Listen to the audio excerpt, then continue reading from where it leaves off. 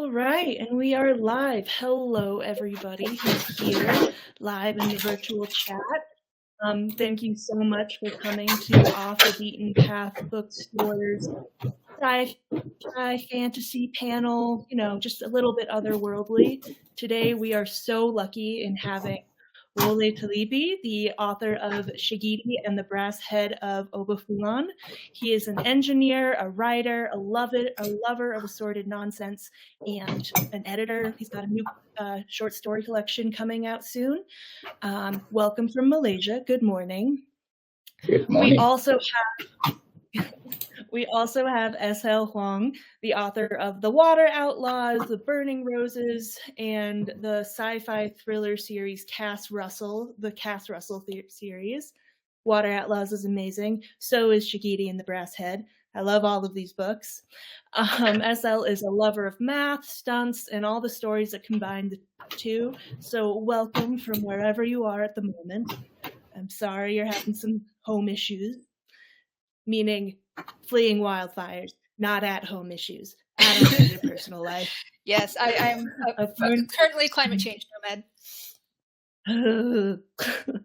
And then thank you so much, Aparna Verma, for making it. She's the author of The Phoenix King. She is a mythologist, a marketer, and a lover of Bollywood. Welcome from Baltimore. Hello. Hello. Thanks for having me, you guys. Very welcome. Oh, one thing, I'm calling from the ancestral land of the Yampa Utes, just as an acknowledgement of where I am. And you can buy, then to go straight to capitalism, you can buy all these books on our website, steamboatbooks.com or bookshop.org. I would highly recommend it. Okay, so those are the introductions. How are y'all feeling about this? Excited. Great to be here. Good, strong. Heck yeah. All right, so I'm going to start with the first question, which are like, who and what are your storyteller influences?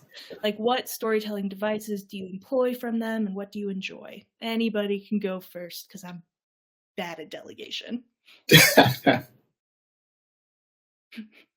Okay, I would say we should probably default to alphabetical order, which is my great way of throwing Aparna under the bus. Do it. Okay, well, I'll take it. So, storytelling influences. When I was a kid, it's really funny. So today is Janmashtami, which is in Hindu holiday. One of our great gods, Krishna, was born today. So I'm actually, after this, I'm going straight to the temple to go for a puja. So I'm gonna be rushing out of here afterwards. But it's funny that we're having this panel on this day because one of the biggest stories that I grew up with were stories from Hinduism, like the Ramayana. And I remember as a kid, my mom would always tell me the Ramayana before bed, and she refused to tell me any other story. And I would beg her. I was like, please, can we get a children's book? Can we get a picture book? She's like, no, this is the story that you need to know. This is the only story you need to know. And I would always crib and be like, oh, I already know the ending. I already know what's going to happen. And, years later, I realized, how deeply impactful that story was to me. There are so many epic tales from Hinduism. There's Mahabharata is the other classic epic one, but the Ramayana compared to that is epic, but it's also very intimate. And I think that's influenced how I write my stories. Like, they have a grandiose setting. The Phoenix King is set in a futuristic desert kingdom. Political intrigue and court politics takes center stage. But the intimacy between the characters, I think, is what I love the most about the book and how they interact. And I think that really came into play from the Ramayana in the family relationships between Ram and Lakshman, and Ram and Sita, Ravan and his sister. And so I think it's really much influenced how I see characters and how I want to bring them forth onto the page as honest as possible. This is where my background as a journalist also kind of comes in. So I will say I'm a reformed journalist in that I found out how horribly they treat journalists and how they don't pay you enough. And I was like, sayonara, I am not going to pursue this. For a very long time, I thought I was going to be a journalist and report politics. But I learned really quickly that it wasn't for me. But one of the things that I gained from journalism is the idea of objectivity and bias, which of course, like we as writers will always have biases, known and unknown. But I always endeavor to be as objective as possible, if that makes sense, in how the characters are created. So rather than me judging as a narrator, I leave it to the readers to judge if the character is quote unquote good or bad, if they can be redeemed or not. I think that just comes as a journalist, like where you give both sides of the story and you try to be as honest as possible, and you let the reader, unless it's an opinions page, and that's different. But like you let the reader take, make their judgment. And I really like that kind of storytelling where like the narrator isn't like overbearing and the author's like trying to tell you how to think, like an Ayn Rand situation. It's more so like your own agency as a writer. I mean, as a reader to make your decision. So those are some of my influences. All right. Lovely. I guess I am alphabetically next, huh? I love what you said, Aparna, about that. I think I was reflecting as you were talking that I think I tend to do that too. I don't like to kind of my readers what I think they should think. And I actually love when readers like disagree with what I think about the characters. Mm-hmm. And I don't know what influence that comes from, but I am out of mathematics and tech, and maybe there's something there.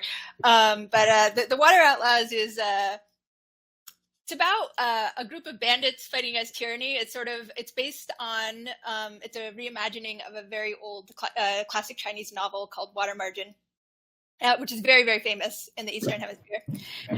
And it's sort of the original Robin Hood story. Like, it predates Robin Hood. These bandits rise up against tyranny. They steal from the rich and they give to sometimes the poor, sometimes themselves.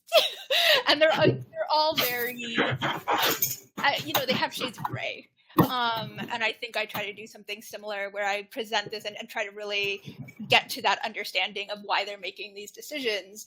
And, as people who are underrepresented demographics in literature often don't get to have these sort of like morally gray, sharp edges and like do morally dubious things.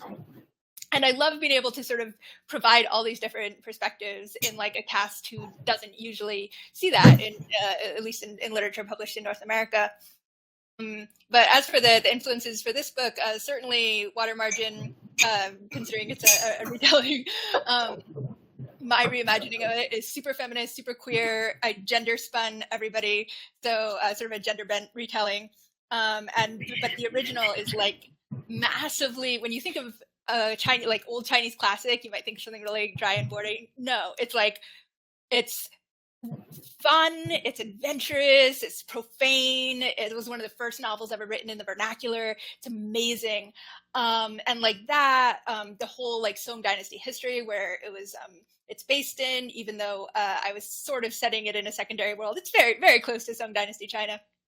And certainly Water Margin is known as the first wuxia novel, which if you haven't come across that genre before, is basically, I think, Chinese martial arts movies, like Hong Kong cinema, that kind of stuff.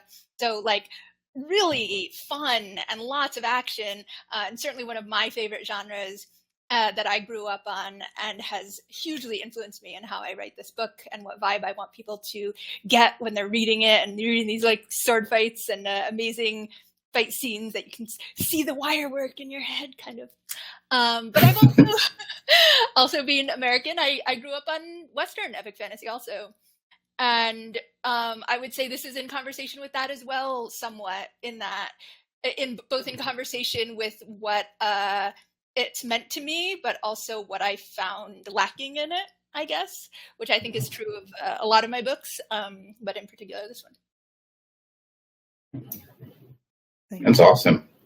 And perfect lead-in to my response to this, because talking about influences, I actually wanted to be a film director when I was younger, and I grew up watching a lot of Hong Kong cinema. it is impossible to escape the influences. Whenever I write an action scene, I'm literally imagining it as like an 80s, early 90s Hong Kong cinema, like the golden era, Jackie Chan and the Jackie Chan stunt team kind of performing the action.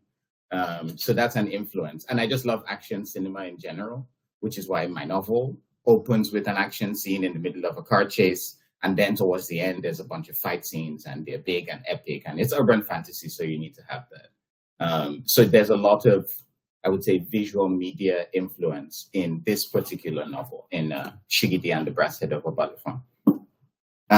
But of course, it's much more than that. I think I have so many influences. When you ask this question, I was thinking, how much time do you have? Because there is so much, right? There's so many authors I'm influenced by.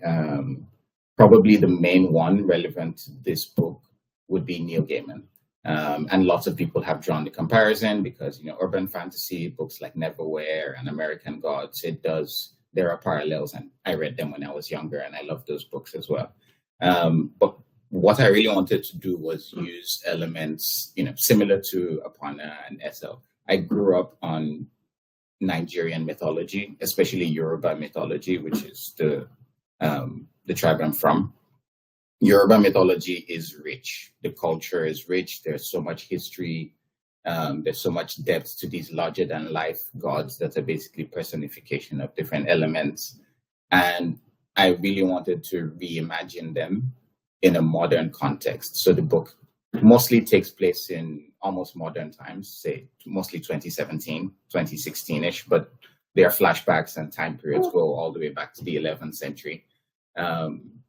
So that influence is clearly there, but I'm also influenced by other people like Ursula K. Le Guin and Isaac Asimov and Carmen Maria Machado, Nnedi Okorafor. So many authors, right, have influenced what I was writing. So it's a lot of mash of different genres and styles, and there is a bit of satire, there's a lot of action, there's a bit of humor, there's a romance and kind of weird love story in there.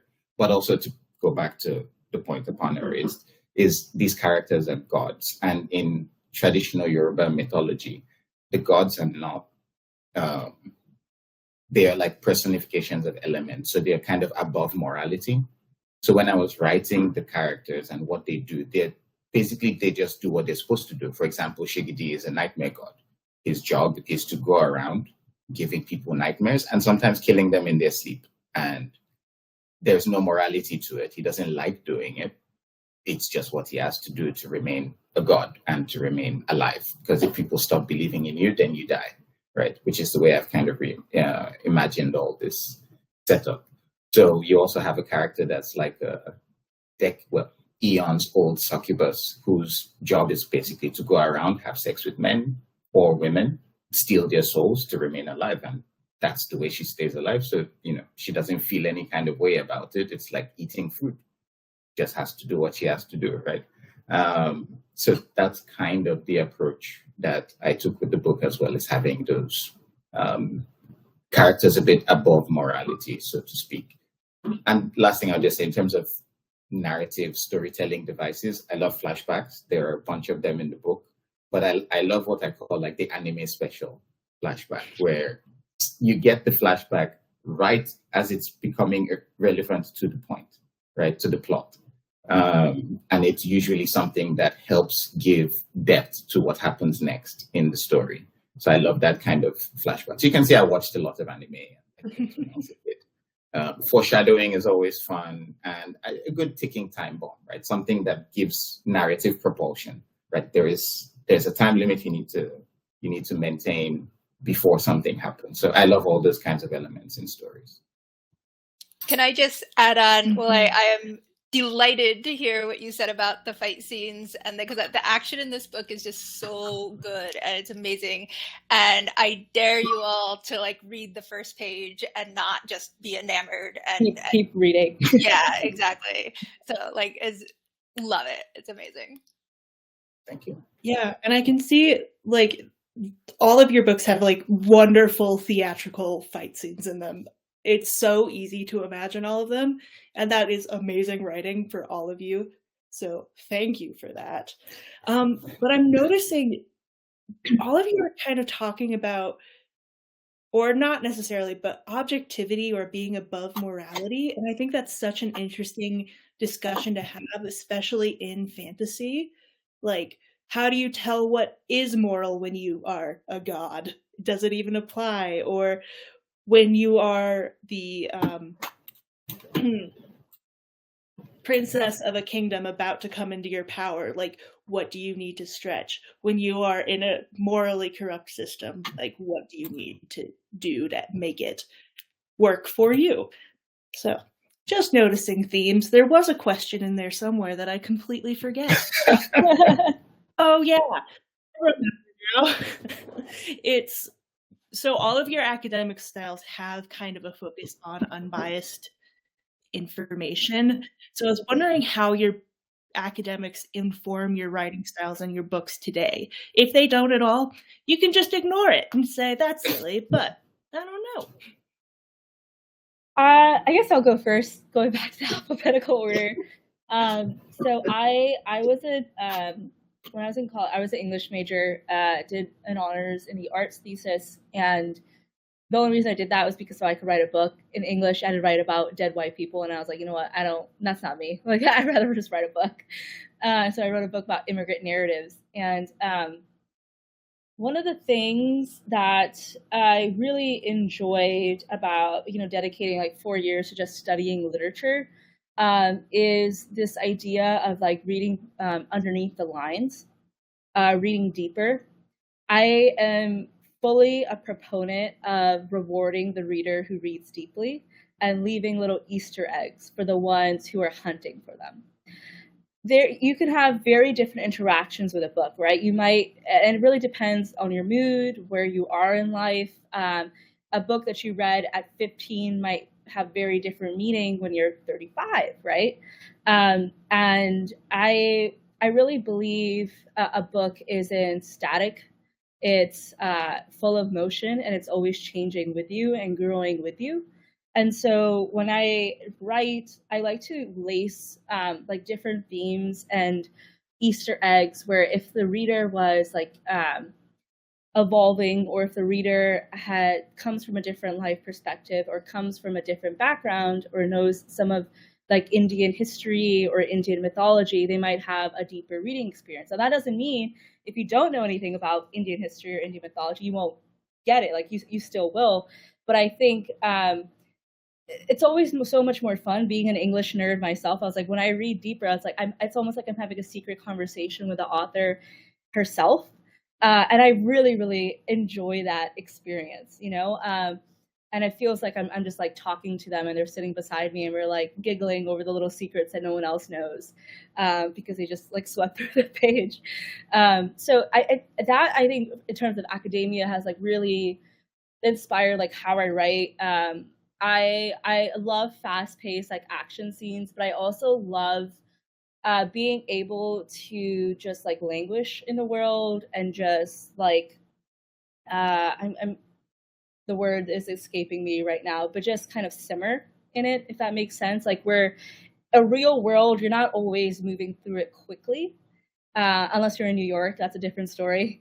If you're in New York, life moves fast. But if you're in the suburbs of Baltimore, you are not moving really fast. So, and I like to keep that with my world, where I give information like slowly, as like almost as if you're living in the world, because you as you grow and evolve, you're also learning new information. You're also evolving, like you're learning about different cultures and different histories. And I want the writing and the book to be reflective of like how we just move through our own worlds. So that was the element of like the world building, where it's like not too much at the beginning, but slowly piecemeal. As Wole was saying, like the anime style of writing, where like you give a flashback or a certain set of information that only comes when something happens in the book, rather than like lacing it beforehand. And it just gives you that immediacy, and it gives you, I think, a little bit more emotional impact when it's like right there in front of you. And then you realize, oh, like this is why the character's really in trouble, or this is why they fucked up, because like of this information that we weren't privy to before. So hopefully that answered the question of like academia, but also and that was a lot to say. So I love the answer. So Good, thank you. I'm now wondering if being from New York explains something about the pacing in my novels. But in all seriousness, I think it's very interesting the more I think about it, because I kind of haven't before this panel, but this idea of like how our backgrounds are linked to those choices we make about characters. Because I actually do also really like fiction that takes a moral stance. Like I can very much enjoy that. Often when it's a moral stance that's different from mine, I really can get something deep out of that. A lot of times I feel like, and I think, you know, I going into this book, certainly part of what draws me to the source material as well, there's this feeling I always have, especially in modern American politics, which is my immediate world, that there's this expectation that groups of people who, you know, share demographics or interests in some way all will have the same opinion, right? This gets very flattened out. And this is not true at all, right? Like, people have wildly different opinions. You know, they might even agree on what the issues are. They might not even agree on that. But even if they do, they might just think totally different things are the right solution. Sometimes to, you know, very large extents of, you know, extreme disagreement. And this can cause a lot of like intra-community kinds of conflict and stuff like that. And I feel like that kind of gets flattened out of our narratives, and sometimes intentionally by people in the community, because we don't want to like kind of expose the nuance to people who could take advantage of it or something like that. And, you know, there's something that I really upsets me about that. And I really wanted my bandits to be able to have all of these different reactions to tyranny. I mean, the overarching, I guess, if there's a stance the narration takes, tyranny is bad, I think, is up there. I think we'll all agree on that, right? But then their reactions to it and how they think that should be addressed or not be addressed. I really wanted to dig into a lot of those different perspectives, even ones that, you know, I might not agree with as a person, but that I just wanted to explore how people can react. And in terms of my academic influence on it, I actually think the more I think about this question, which again I haven't really considered before this, but it's there's this sense in mathematics, in tech and in mathematics, like a push for rationality, right? Which is very appealing to me in my mind. It's like, if I were going to sort of fall into the dark side of the internet at some point, it would have been that, which fortunately I avoided. But there's an extremity that happens there. Like, I know groups of tech people who have gotten radicalized by this. Like, I've seen it happen where suddenly it's like, okay, I'm going to define rationality this way. I'm going to axiomatize the world. And therefore, anybody who disagrees with me is just wrong. And I've proved it QED, right? And that removes so much empathy in how we interact with each other as humans. And number one, you can't axiomatize the world, right? The world's way too complicated. We have way too many variables. Like, the whole thing doesn't make sense, but it's very appealing to a certain type of mind, of which mine is one.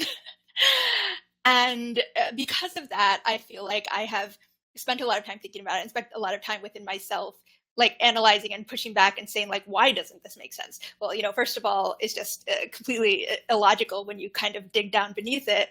But also, even if somebody is being illogical and irrational in their reaction to something, that doesn't necessarily make their feelings about it invalid. You know, like, it's absolutely entirely possible to react in an emotional way, and for there not to be a reason necessarily, except that that's your reaction. And that's fine, you know, like I feel like, certainly in my spheres, but also in life in general, sometimes we kind of don't acknowledge that we can have these reactions and feel things without necessarily having a reason to it. And that's definitely something that I explore a lot in my fiction, and always have, like these ideas of emotion and reaction, and understanding that, and in kind of a play with rationality. And but yeah, I'm certainly very, very thinky about it. I guess very cognitive about it, which probably shows up in my fiction. And of course, the Cass books are all about a mathematical assassin. So if you want the really heavy math. Could I just add something real quick? I would really love your point about how emotions have no rationale. And I think of like they're like, when we think of emotions, there's like the most potent ones being like, rage, anger, love. But I think one that I love to explore, but I also like love with seeing other books, is forgiveness. I think when people think of forgiveness, they think there's rationale to why we forgive. It's like, if someone betrayed you that deeply, why did you forgive them? Or if someone did X to you, why would you forgive them? And I think we forget that forgiveness is also something that's like a powerful emotion, and it's a powerful act that's deeply rooted. And sometimes the rationale may not be apparent to you right away, but it's like ingrained within you already. Like, why did you act that way? Maybe it's like, maybe after like several hours of therapy, you will realize why you reacted that way. But it's like that immediate like knee jerk, right? Where it's like, maybe it's the way you were raised or your family. Like, you can have a sibling, you have like the most like hair like tearing fight, and the next hour you're like, do you want to get Taco Bell? And you're like, that's it. Like, So I just wanted to add that. I think like that was such a beautiful point. I love that. Thank you. Yeah, and I was going to build on what both of you said, because you're making great points. These are great points. And like SL, I also have a tech background. I'm an engineer. I have a chemical engineering background. So I've run into a lot of these rational types, and I think I was also in danger of becoming one of them, because it's a tempting worldview, right? If you make just the right assumptions, you can solve most problems. So you think, at least in mathematics, right? And especially like Newton in physics. So then you think, well, why don't we just do this for everything, including sociology and politics? And like, why doesn't everyone just do this, right? Make the right assumptions, simplify things, and boom, problem clearly solved. And the real world works nothing like this. One of the stories I like to tell is, well, it's not a story, but the joke I like to make is with thermodynamics, especially, which is something I studied a lot as a chemical engineer. The joke is, the first time you read thermodynamics, you think you understand it. Well, no, okay, I'll tell you properly. The first time you study thermodynamics, it's difficult and you think you don't understand anything. The second time you study thermodynamics, you realize that you understand it and you feel confident in that. The third time you study thermodynamics, you realize that you never really understood anything anyway, and there's no point because it's hopelessly complicated, so you just give up and stop trying. And that's what I feel like. I feel like a lot of people that come from a technical or engineering background approach the world with like a second level reading of thermodynamics, right? Which the people that don't go into it or don't really study it that much, they stop at like a first level. Oh, this is difficult, we're done, right? Second level is the people that think they get it, right? And then they go around carrying this confidence with the world, as if everything can be simplified into a bunch of theories and equations. The third level is where you start to question, what are the underlying assumptions to everything, right? Like Aparna was saying, reading deeper into the work. You can do that even with mathematical theories. It used to be one of my favorite things to do, because I've always had a really bad memory. So I could never memorize equations or theories. So I needed to understand what they were, because sometimes in the exam, I would need to derive the equation from scratch just so I could use it, because I don't remember what it is. So I needed to understand everything about it. And that's where I start asking questions like, why do we assume that this will tend to zero, right? Why are we assuming that you can hold this variable stable while you're varying something else? Why do we assume this? Why do we assume that? And that kind of carries through to the way I write, which is I'm always questioning, like, why do you assume that this character would do this just because of that? So that's probably the influence I have. In a more general sense, I guess, I tend to write a lot of science fiction. This is obviously a fantasy novel, even though bits of the fantasy, the magic, some of the way the supernatural elements work, I describe them using thermodynamics, because, I spent 3 years of my life studying it and I must make everyone suffer for that.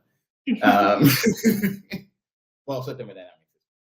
But I guess I write a lot of science fiction as well. That's probably what I'm more known for in my short fiction, is science fiction. And my dad was an engineer as well. but my mom studied English literature. So the joke is, if you take the average of engineering and English literature, you get science fiction. So that's the two of them are hopelessly intertwined in my life. I can't escape them. My writing influences my engineering. Engineering influences my writing, and I like it. I like the cycle I have going in my head. Nice. Well, it sounds like a great cycle, and it's produced some great stuff. So, no notes. All right. Let's see. What did I want to ask you next? Oh yeah, so this is more about the nitty-gritty of like your actual writing styles. And I was wondering, so all of your novels have a really great feeling of place. Like when I'm reading them, I am there. I'm fully out of this world, which is good and bad sometimes, but I am like in your novels. So how do you build a world? Like how do you make it feel vivid? Big things, little things. What's up with that world building?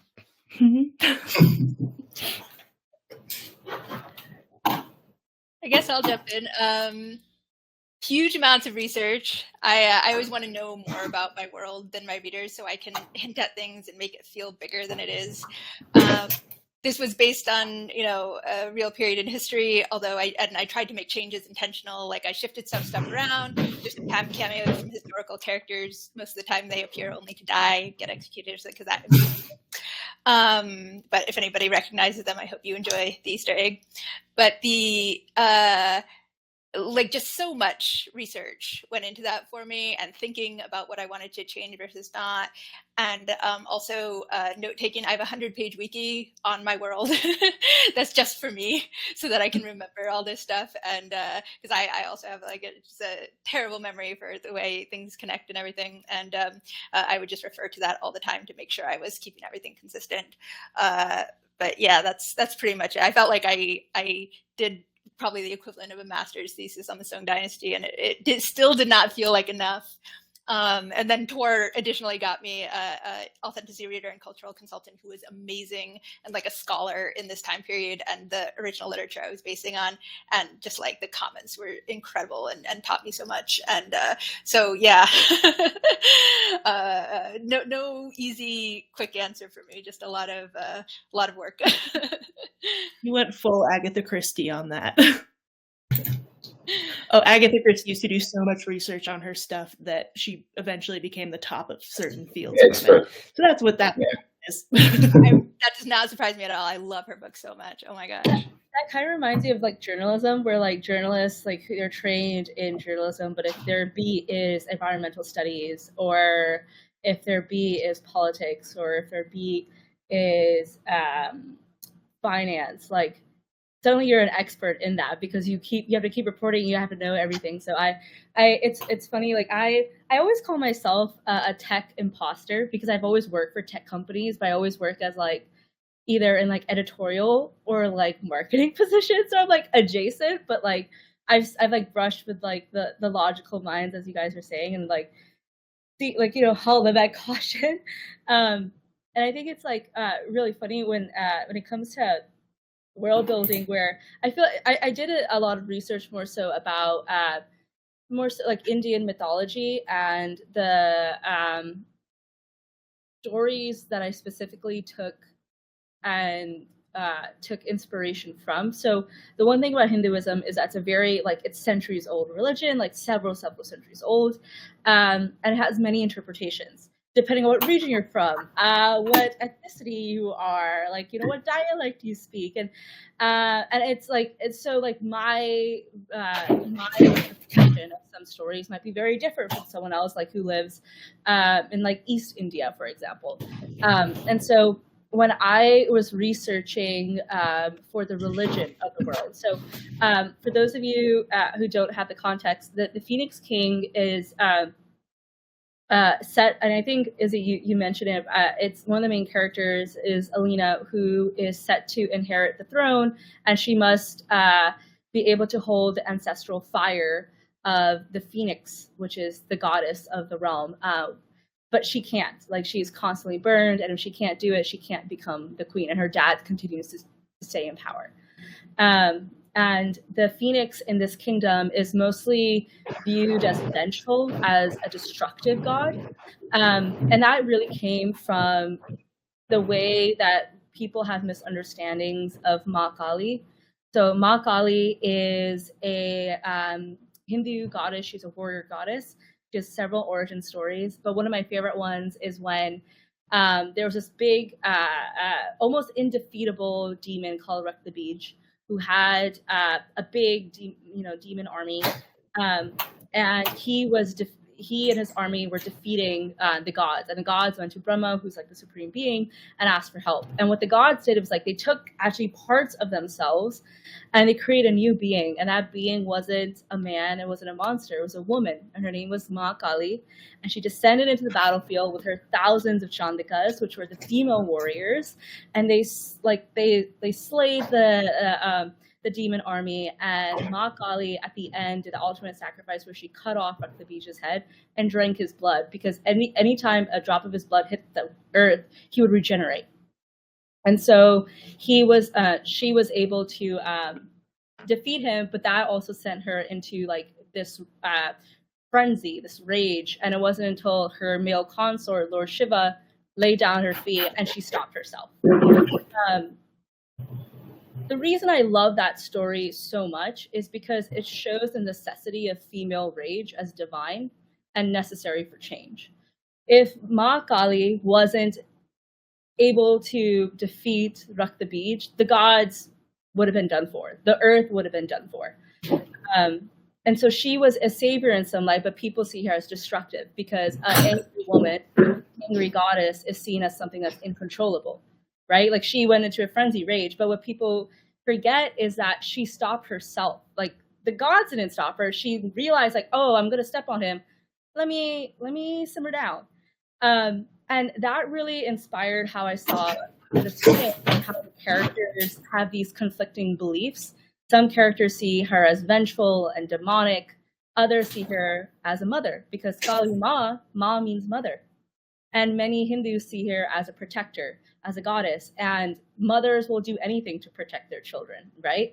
And so I love playing on these like beliefs and like what Wole was talking about, assumptions. Why do we assume this way? Is it because of centuries of like certain people in power telling us this is how you should believe about this god? Because if you didn't believe it, then we would have no power over like your assumptions. And so like and that's really much taken from a system belief that exists today and playing with it for like my own world building, but it's drawing on those same themes of like how we view like monstrous quote unquote female warriors or female goddesses. Oh, that's again we're keeping like the themes going because you keep making great points which tie into what I wanted to say.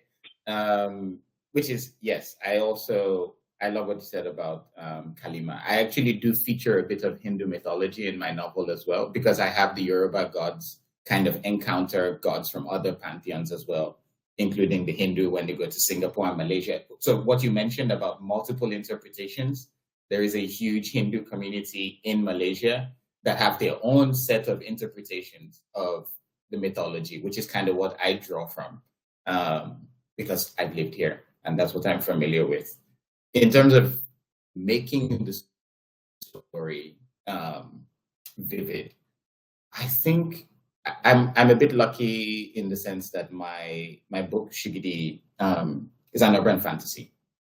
So I'm literally just layering the supernatural on top of the real world. So a lot of the places and locations I used are real places, some of which I've been to, some of which I've lived in. Like I mentioned, Malaysia, Singapore.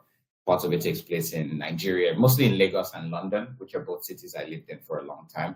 But also, I mentioned Malaysia, Singapore, Algeria, Ethiopia, which is the part that takes place in the 11th century. I did not live in 11th century Ethiopia, FYI.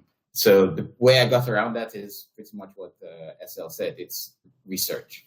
I did a lot of research, especially I already mentioned the Hindu mythology rabbit hole I went down. It's like, which version of Shiva am I describing now? Because there's like 1,500 and I'm not sure. And stories and the children, and there's Murugan and called different names in different parts of India. So I it was a big rabbit hole I went down, but it gave me a lot of material to draw from. In terms of bringing in Yoruba mythology into this, I've been studying Yoruba mythology since I was a teenager. I grew up in Nigeria, which is mostly Christian and Muslim, about 50-50 now, because, the foreigners came and gave us their gods, and we basically abandoned our own. And I've spent a lot of my teenage years going back to try to understand more about the traditional belief systems. And it helps that my mom studied theology when she was still with us, and I helped her with her theology studies quite a lot. So I got to study different religions as well, and that has stayed with me. And it's something I try to look at in the book, which is just the nature of belief and where it comes from, right? This concept of the gods need us to believe in them for them to stay alive, and how different regions come up with different versions of gods, and the beliefs change because they have to.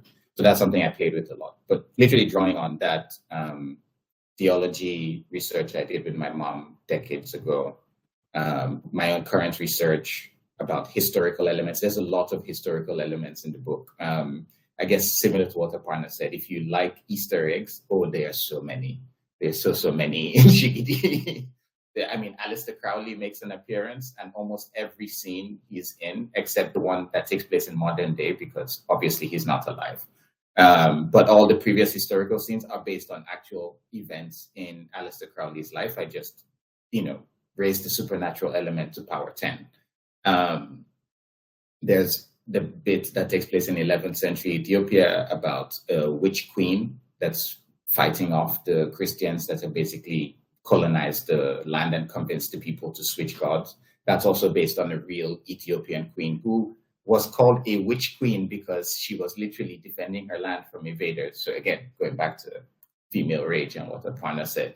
But just to give you an idea of the kind of research I did, because I'm mildly obsessive about these things. That scene in the book takes place during an eclipse. And I put the eclipse there. I decided I wanted it to take place during an eclipse because it represents something thematically about the shadow that's kind of coming over the land. But once I had decided I wanted it to take place during an eclipse, then I became obsessive, like, wait, when exactly in 11th century Ethiopia was there a visible lunar eclipse? I need to find out and make sure that I put the exact date and time and that it matches. And if someone checks, it's actually correct. So I started looking for like old almanacs of like eclipse records from history, just to verify, just to be able to put that on this date, at this date, there was an eclipse. It's literally one line in the book, but it took me like 11 hours of research. So yeah, that's the level of, I guess that's how the book feels more lived in, is when I'm describing a lot of things. I've seen pictures, I've done a lot of research to kind of bring it in. But of course, a city like Lagos is my city. I could describe it in my sleep. So yeah, a lot of the descriptions of Lagos just come straight from my experience, and also a bit of London as well. Thank you. All right. Y'all are doing such a great job, and I think this is going to be our last question, and it's a very self-indulgent question. Just what questions do you wish people would ask you more? Like the questions that you're like, why is no one asking me this? I have such a great answer, or just I want to talk about it more. I have one because I did something in this book that I was so proud of, and I'm like, I did this like super clever craft thing, and like nobody has noticed it. So this book has it's gender bent. It's also super queer. A lot of the bandits are like what we would call non-binary or otherwise queer, very queer normative space, and they sort of self-select that way, right? People are joining this group of bandits because they're seeking each other out, which to me is very true to both current and historical experience. We always find each other. And just a note for those who don't know, Chinese does not gender pronouns. Current modern day Chinese does gender in writing, but that was a fairly modern Western import. Pretty much all Topilex of Chinese that I have had any interaction with do not gender third person pronouns at all. This book, presumably they're speaking some old version of fantasy Chinese, and it's being translated, quote unquote, into English for us to enjoy, right? Except, of course, I'm writing it in English, but the characters are all thinking in some version of fantasy Chinese. So this gave me just like the most difficult pronoun problem, because if no pronouns are gendered, and this is an incredibly patriarchal society that my characters are rebelling against, but no pronouns are gendered, then nobody's getting misgendered via pronoun. And then, like, how do I translate those pronouns? You know, they're never going to have any conversations about neopronouns because that's not part of their linguistic world. They're never going to run into a situation where somebody uses that against them. They're never going to celebrate, you know, that as something positive. You know, it's not part of their world. And then I wanted one of my 5 POV characters to be one of my non-binary bandits. And the number of thought cycles I spent trying to figure this out, because depending on what pronoun I chose, there would be certain expectations attached to it. Even, you know, they, them, which has become like quite widely accepted in modern day English, it's still seen as somewhat of a progressive thing, right? And like that's, you know, it carries certain assumptions with it. If you're using it in a book that you're saying like, oh, this character is using a progressive pronoun, and then like, oh, was there a conversation about this? Are people surprised by this in this patriarchal regressive society, right? And probably most of my readers do not know that Chinese did not gender pronouns, even though I try to slide it in a little bit elsewhere. But, you know, that's not the general assumption people are coming from. So I wrote one of my 5, this is a 3rd person past tense book, very classic for epic fantasy. I have 5 POV characters, and I wrote one of them without using any pronouns for the character at all, ever, either from that character's narration or from anybody else's narration throughout the entire book. And I was like, I'm just going to try this and see if it works.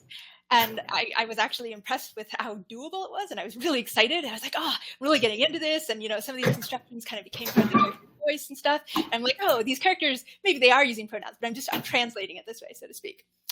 You know, we're like, did all this research on like the kindred terms and everything, you know, so much thought into this. And I'm so excited with how it turned out. Like, nobody has made zero commentary on this. I think most people assume the character is a woman just because it's a group of feminist bandits, right? Even though I tried to like imply against that like several times, like, oh no, you know, Wu Young's not a woman. Like nobody's mentioned it in reviews. Nobody's saying I did it badly. Nobody's saying I did it well. I was talking to my sister. I was like, nobody's talking about my clever pronoun thing. And she was like, that just means, you know, you did it really well. It's so smooth. Nobody's noticing. And I'm like, yeah, I want them to notice a little bit. So yes, that's my answer. I would like to talk about it a little bit more. I'm sorry. This just reminds me of a few years ago, like 8 years ago, when I wrote a really technical paper on something I thought was really clever. I re-derived a bunch of equations from scratch, and I was like, see, we have a solution in this specific situation. You can use the equation this way. 2 people have read that paper. No! 2. Oh my God. Only 2. And one of them used it for his master's thesis. That's it. That's the only 2 people that have actually read it. And I was just like, oh my God. Was it chemical engineering or? Yeah, it's more related to geology and a bit of chemical engineering, but yeah, no one cared. No one in my office read it. I thought they were going to use it to like update the software. They're like, oh, here's this clever new method we can add to like make the software more robust. Everybody's like, no, yeah, okay, send it to my email. Yeah, no. Oh, that's so sad. If it was math, you could send it to me and I'd be number 3, but chemical engineering is probably above my head.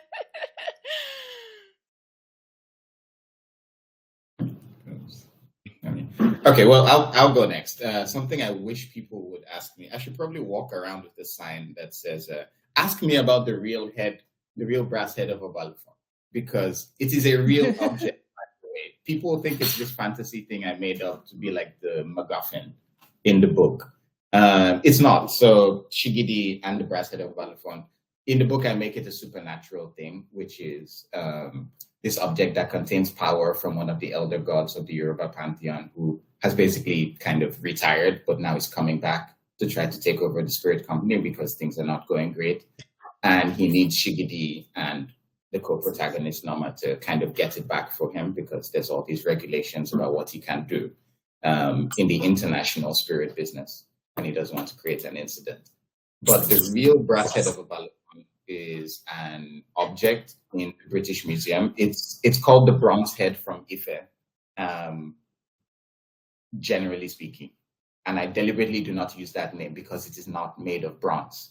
Okay, it's actually a brass alloy. It was mislabeled, like many objects from the time. They just considered everything to be bronze works, right? Even you might have heard of the Benin bronzes, which were also stolen objects from Nigeria. They're not bronze, they're brass. So I deliberately called it the brass head of a Balafon for that reason. And it's a real object that was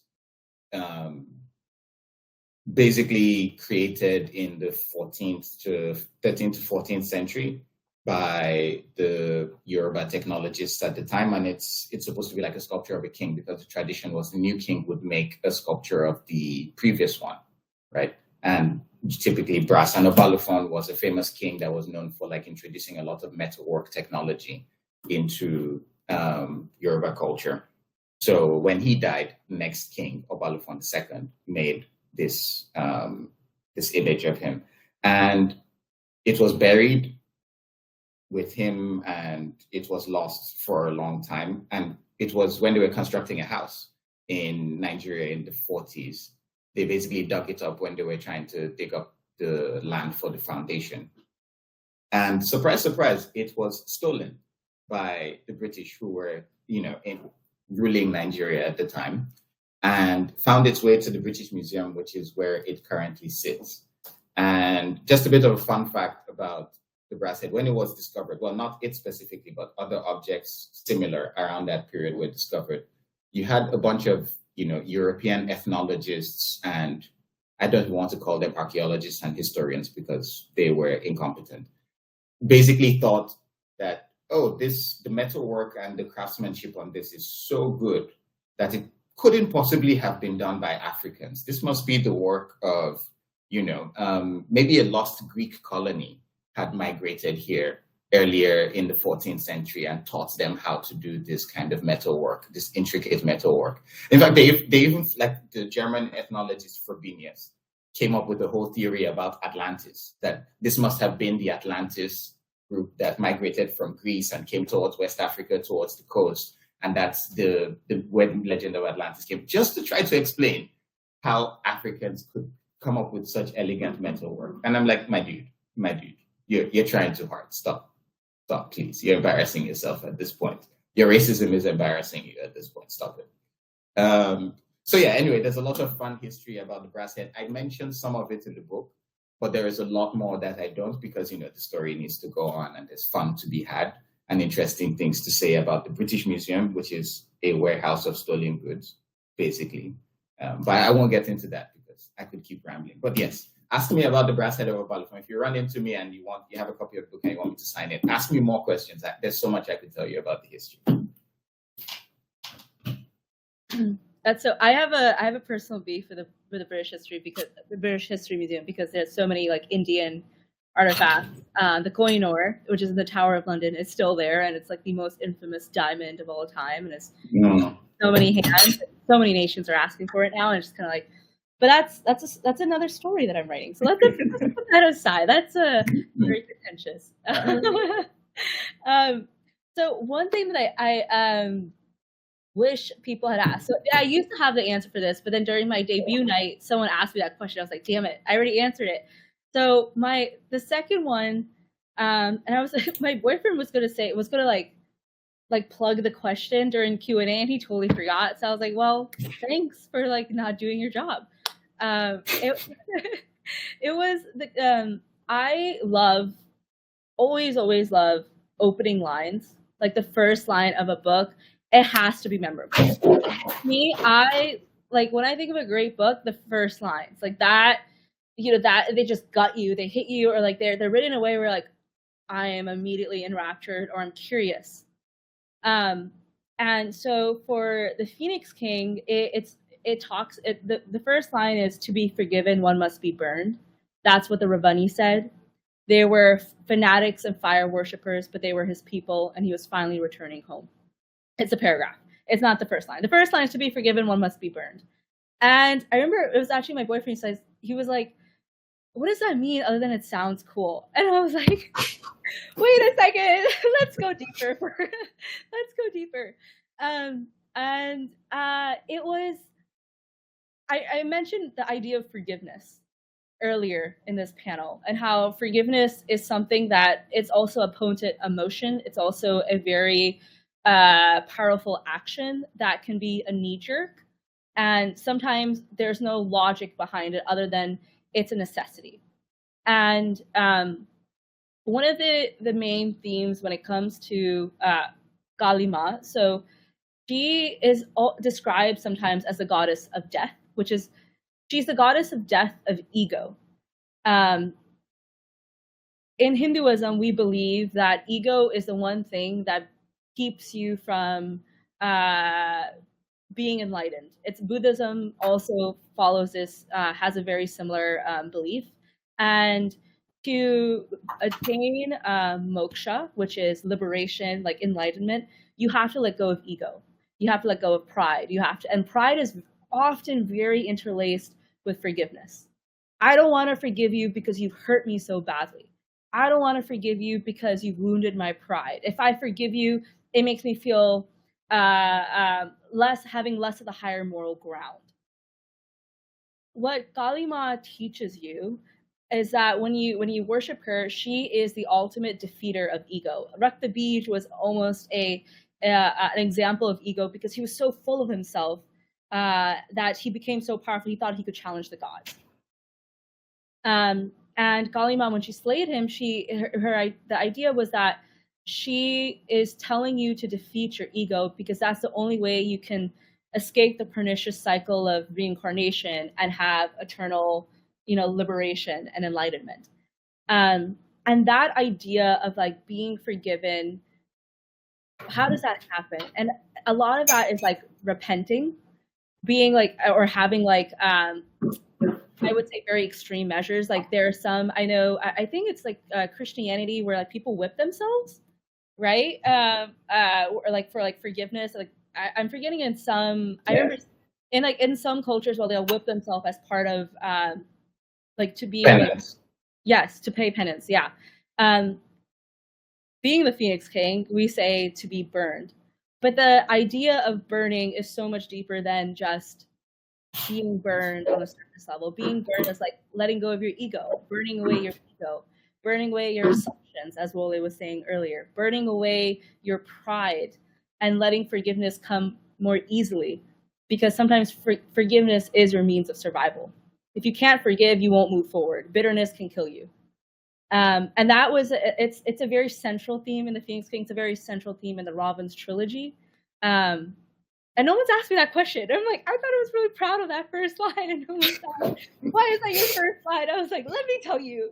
So thank you, Izzy, for opening up the forum so I could talk a little bit about that. Oh, heck yeah. I love hearing what authors are most excited about in their books. So thank you all so much for coming. We're going to wrap up so you can get to temple. But again, all the great books, The Phoenix King, Chigiri and the Brass Head of Oberon. That was French. I'm so sorry. And The Water Out. All of these are great books available at Off the Beaten Path. I highly encourage you to read them. Go to your library if you must. Thank you all so much again. I really appreciate this. Thank you. And have an excellent evening. Love to you all.